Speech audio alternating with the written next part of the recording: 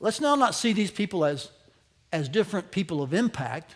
Let's see them as people along the path of discipleship who are encountering, I'm going to get this sign behind you, okay? Who are encountering points of obedience. So the knots now refer to points of obedience. So let's just, again, this is the thread of discipleship along your life.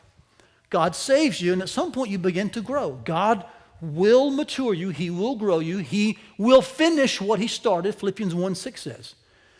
We have a part in that, and this is a very supernatural, almost mysterious relationship. We aren't responsible for it in some way, and yet another way, God says we're to bring our participation into his work in our life. And so I admit to you, we're not sure how that works. We don't actually cause it, and yet we participate in it, okay?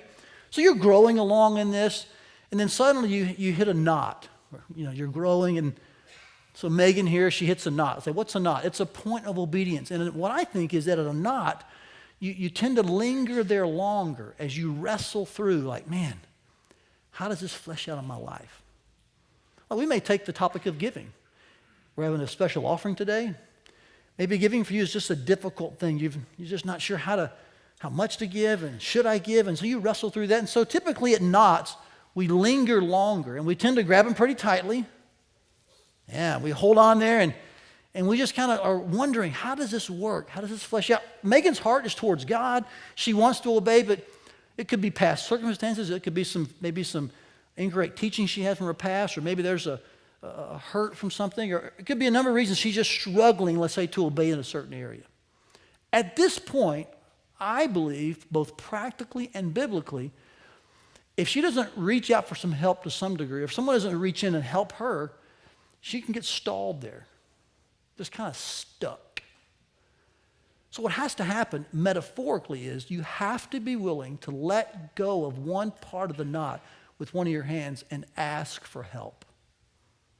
So Megan would say, you know, Lindsay, Megan would say, work with me here. Yeah, there we go. She'd reach out with one of her hands, let go, and she'd say, you know, I could use some help. Yeah, in this thing of giving, I just was wondering, you and Nate seem like you have some good understanding. Could you help me in this area? And Lindsay will let go of the rope in one hand, and she'd say, sure, I'll give you a hand.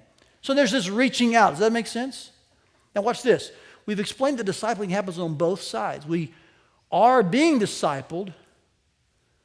Sometimes we actually are discipling. I think that's true for all of us. So let's say Lindsay's at a knot, and she's dealing with a certain habit or thing, and she just, you know, I want to obey the Lord in this, but how does that look, and how do I flesh that out, and how do I process that? She might reach back to someone here, and maybe one of our elders, and say, you know, how does this look in church life? Can you help me with this? And then Edgar will let go and help. So along the path of discipleship, do you see what's happening? As we encounter points of obedience, we're always asking, is there someone that I can help?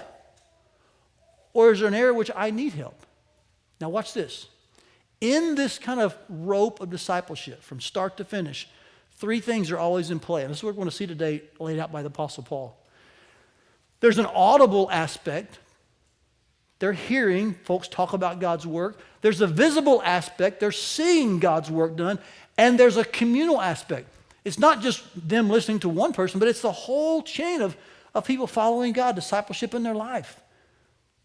As that occurs, we are much more likely, as David's holding on to this point of obedience, and he's wrestling through it, when he knows that what he's hearing and seeing and sensing from the community is one of safety and challenge and invitation and help and transparency, he's much more likely to let go of one of these knots at times and say, can I get a hand in this?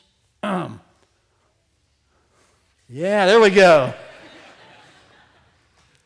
Or as he perhaps sees someone struggling in an environment of community, safety, transparency, accountability, to say, hey, I noticed, and you know, your friends, let's say, I noticed, maybe I could help with that. And so he reaches a hand this way.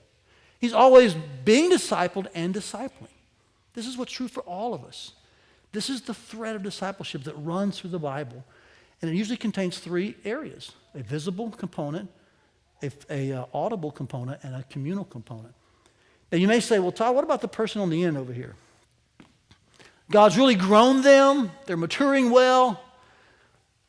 their point of obedience is up here, but, they're really kind of doing pretty good. What do they do? Are they just kind of like, well, I'm done, but I'm still breathing? No, actually, this is what I think really sets discipleship apart from all other ships in the church's sea, such as fellowship, friendship. I'm not against those, as I've told you in week 1. But here's why discipleship necessarily includes duplication, because what Carlene would do is follow me. You guys have to help with this, okay? What this linear line needs to do is actually eventually connect back over here. So Carlene says, I really want to fish for men too, and I want to keep growing. I want to help someone else keep growing. So they just kind of connect this rope. You want to guys hold that right there? Perfect.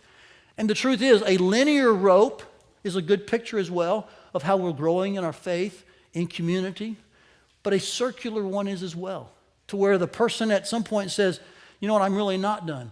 Who do I need to connect to now to keep this process going?